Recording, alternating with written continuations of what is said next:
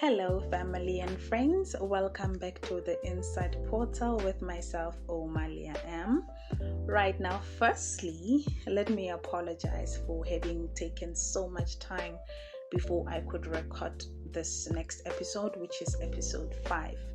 Right, so if you could remember on episode, I think it was episode 1 and 2, where I mentioned that I had been working on a book, right?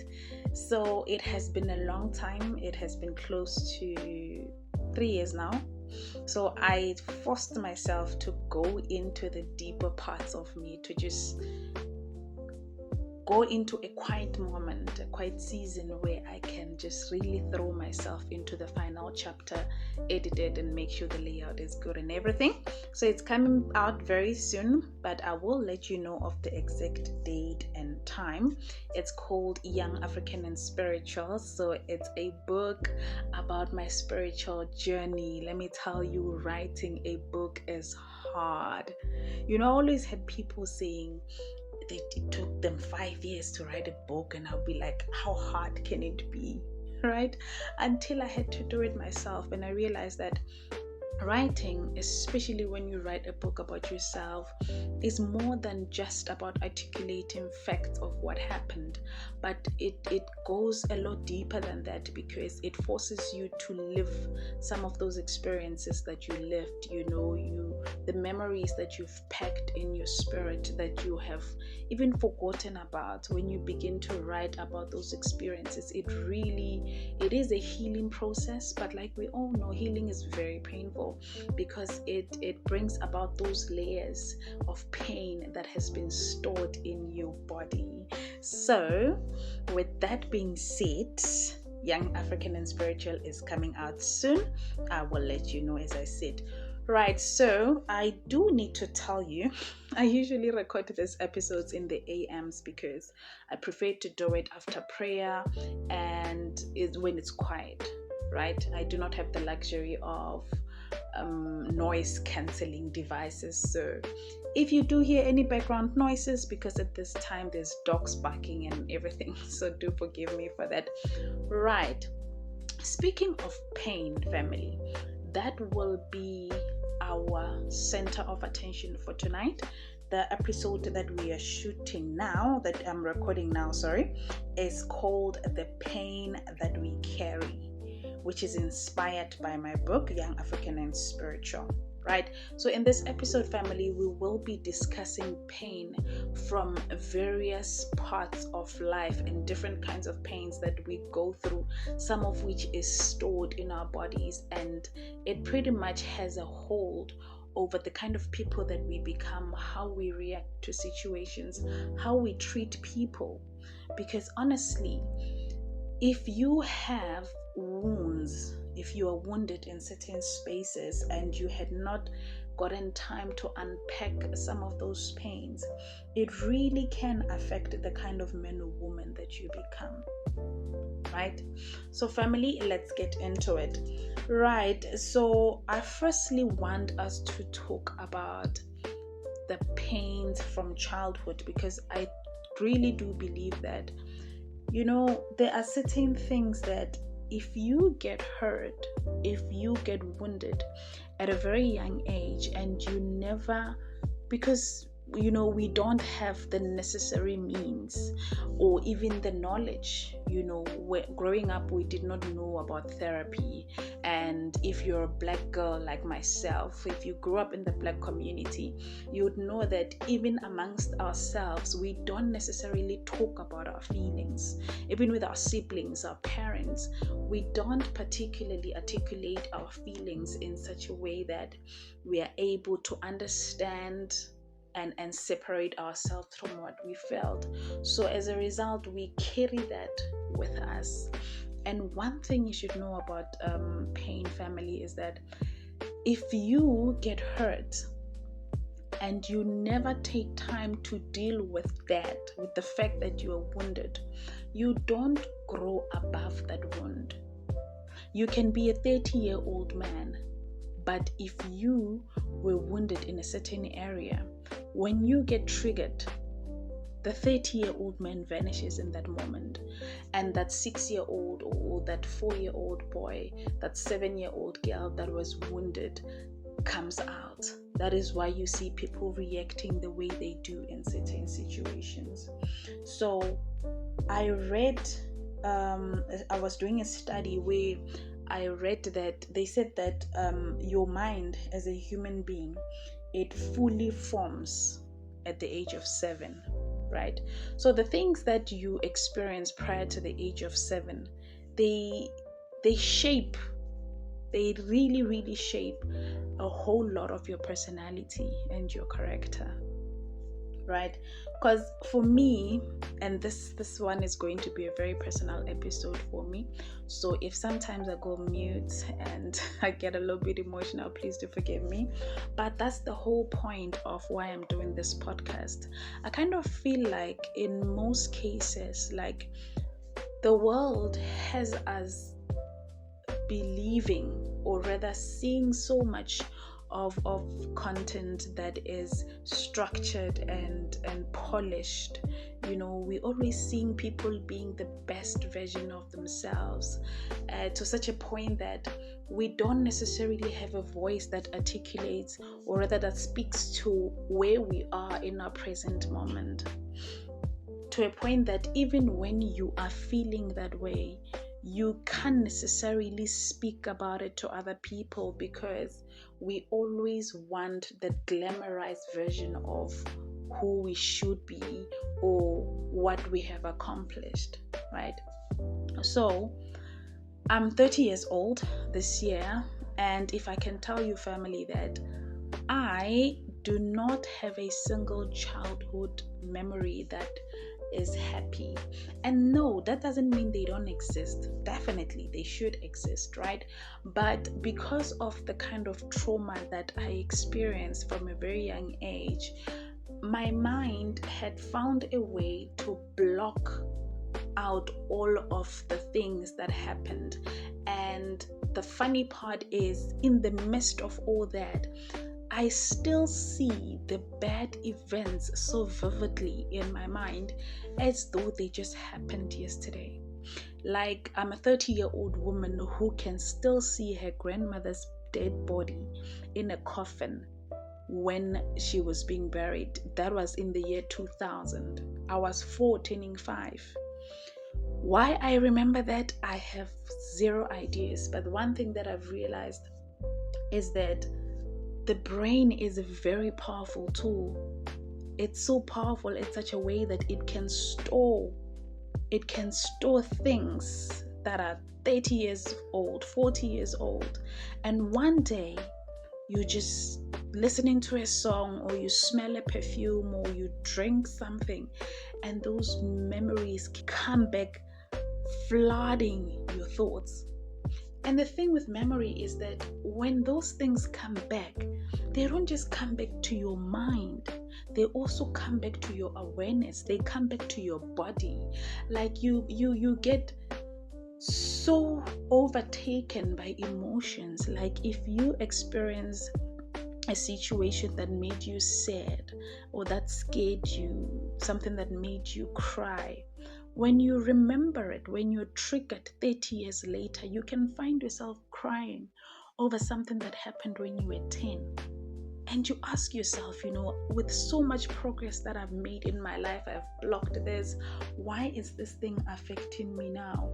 So I once listened to, I love watching this show, it's called Impact Theory, with a guy named Tom Bellew. I'm not sure if I'm pronouncing his surname well, but it's called Impact Theory. It's on YouTube. You can check it out.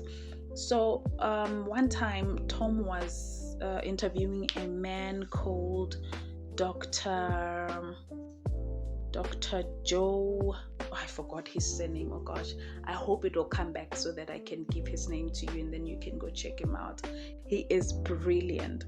So anyway, Dr. Joe Dispenza. Yes, Dr. Joe Dispenza. You can go check him out. He's good. Anyway, so I was watching that episode one day, right? And they were talking about the power of memory.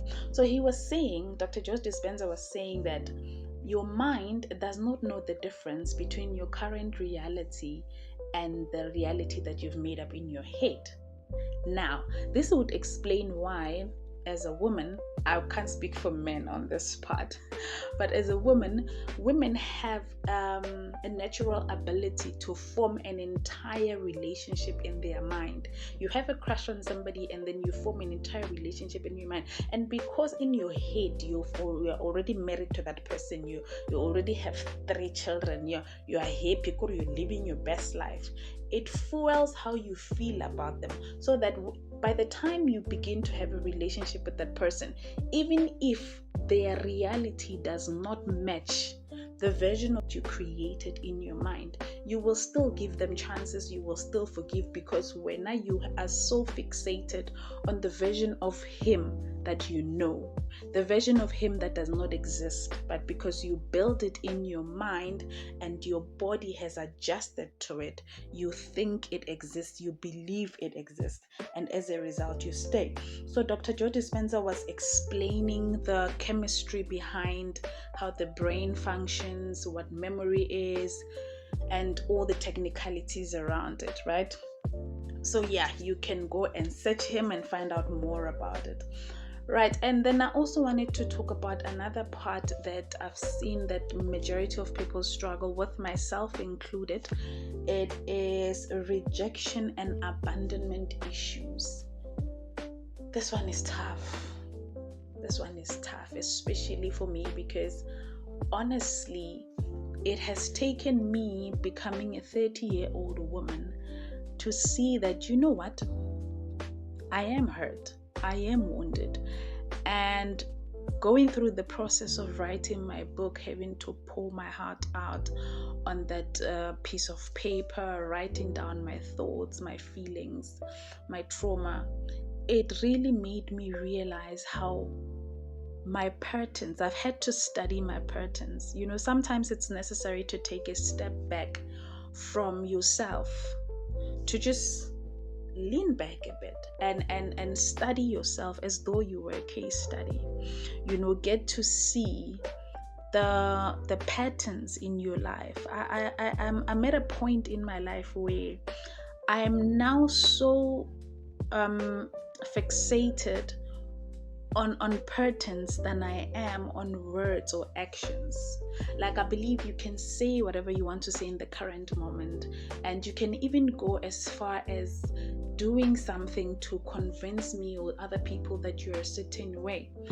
But during the more time you're given, that is the microscope that is needed for people to be able to look deeper into your patterns, to be able to see your real intentions and not just what you wanted to, the picture that you wanted to provide, to draw, right? So I realized that I have a problem with, like, I have this problem where if I care about somebody, and let's say it's a man that I emotionally attached to, if I send him a WhatsApp, this is petty, but it's it wouldn't be the inside portal if I wasn't honest, right? And if I didn't really go into the reason behind it all. Otherwise, I must just change the name, right? I must just call it something else. Because if we're gonna call it the inside portal, it means we really need to go straight into that portal of inside. So anyway, I have this problem where I delete chats, right? Like, if you piss me off, I'm like, you know what? I'm gonna delete this. So I had to sit back and ask myself, what's really the reason? And this was prompted by somebody very close to me once had this conversation with me. But because I didn't expect it at the time, I couldn't fully throw myself into the conversation, right? And because of that, I wasn't really honest in the time because I didn't expect it. I didn't anticipate it. So obviously, when you have dealt with rejection and abandonment and you're still dealing with it, it has you in a chokehold. When somebody comes and puts a mirror to you, you automatically go into self-defense mode, right? Because you have not yet processed it from an adult perspective. So this is me processing it. Right, so I had to sit down and check, okay, what is the reason why you do that? Do you feel unheard? Do you feel unseen? Like what makes you feel that way in that moment where you are doing it? What makes you feel that way? So I realized that no, the reason why I'm doing this is because if you wanted to put it plainly or jokingly, you can say I'm throwing my toys. But if you look at the reason behind it, I feel like you don't value me. You don't value my time. You don't value my presence. I don't know. That can be true because people are busy. That's the reality of life. Regardless of who they are, whether they're a sibling, they're a friend, they're a colleague, people are busy. Life is busy. And imagine how selfish it would be for you to get so mad at somebody because they did not respond to your WhatsApp message. Kanti that person, wherever they are going through so much in their own life. Imagine somebody has lost their mom, or they're going through a financial crisis, or they're going through spiritual awakening. And for somebody who has experienced spiritual awakening, I know how much that can alienate you from the world. Like it shuts you down, it crushes your bones to a point that you don't want to speak, you don't want to do anything, you want to be left alone. So imagine how selfish that would be for me to get mad that my sister does not have time to check my message, not taking into account how my sister is being, or she's feeling at that moment. My sister's emotional state, her spiritual state is at that moment in time. So when you look at it from that perspective, you begin to say, okay, sometimes you are the one who breaks your own heart.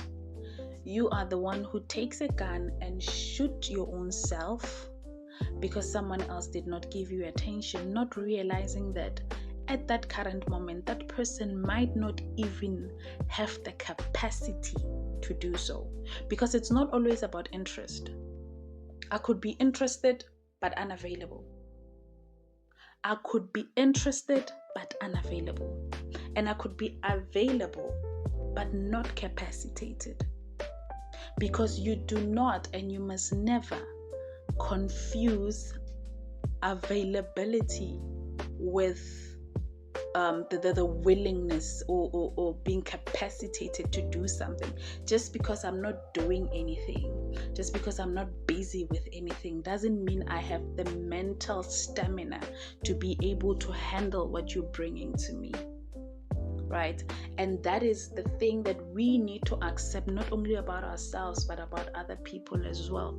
The people in our lives, our siblings, our parents, our lovers, our friends.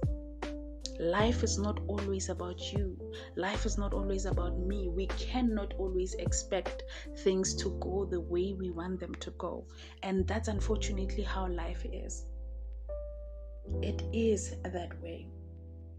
Right, so the other thing that I wanted to talk about is triggers, right? Remember earlier on when I started this conversation, I said that when you are wounded and you have not had the time to unpack your emotions and heal, when something triggers you, it could be something that somebody said or they did that takes you out of, like mentally, it takes you out from your present moment into the past. I mean, we might look at you and still see the 30-year-old man or the 30-year-old woman. You might even be a manager at work. People take you seriously. But when you are triggered, especially over things that happened to you when you were younger, you stop being that 30-year-old manager and become that 6-year-old boy who was wounded. And because you are now having this awareness from a 30-year-old man's body, It means you are now in survival mode, but because you're no longer you're no longer a small boy. You've grown, you've got more power, you've got more stamina, you've got more voice. So that means you are now in a season of your life where you are able to fight back. If, let's say, you grew up in a home that was hard in terms of maybe your parents were abusive, maybe your dad was abusing your mom, or whatever the case was, or you yourself were being abused, and you were 6, so you just had to take the lashes, you could not fight back. If somebody triggers you, if somebody presses that button in you, and you are now 30, you will feel the need to fight back, because when you were 6 you couldn't. Have you ever seen somebody so angry that their eyes change and they become red, and you ask yourself, is this person possessed? What is happening? That's because that person has already exited the current moment. They are not, if you press them off, if you said something and triggered that memory, this person is no longer just fighting you. This person is fighting that aunt that said something in 1998. They are fighting the father that beat their mother while they were watching. So they will unleash all of that anger on you because they've never had a safe outlet to release it. And because now they are in a position where they can actually do something about it, they will fight because now they have the capacity to fight. Right? So now it's very important to take time to learn, really, really learn to say, okay, Oumalea, where are you hurt? Who did what? Who said what? And words are very, very impactful. In Genesis 3:11, when Adam was naked and hiding from God, when God asked him, Adam, where are you? He said, I'm naked. And God said to him, who told you that you were naked? Who told you that? That sentence, who told you that? It goes to say that there are certain things that you can carry with you for a very long time because somebody told you. Somebody said it. Remember, we live in a world that was built by words. God said, let there be light, and there was light. Everything that exists today, including you and me, God spoke it into existence. So, words create a lot. So if somebody says something, most of the things you believe about yourself, they are not even things that you actually believe, but they are things that were said to you, that were echoed into your spirit, and you carried them with you. You still carry them with you. They shaped how you see yourself. At some point, you need to learn how to use your pain instead of letting it derail you. As I said earlier, if you can take yourself out of the situation for a bit and, put yourself in a position where you can do some self-introspection, and don't have pride while doing it. Pride is every man's biggest downfall. Look, man, there's nothing wrong with being hurt. There's nothing wrong with not believing you're beautiful. Okay, there is, but that's not the point. The point is, just because it is your belief, it doesn't mean it's your reality. It doesn't make it your reality. That's what I mean. You can change that system, that system of thought, your thought patterns. You can change it. Remember, the Bible says that you can change your life by renewing your mind. Renewing your mind will actually change your life. You can't change anything. You can't change your life if your thoughts remain the same. So yes,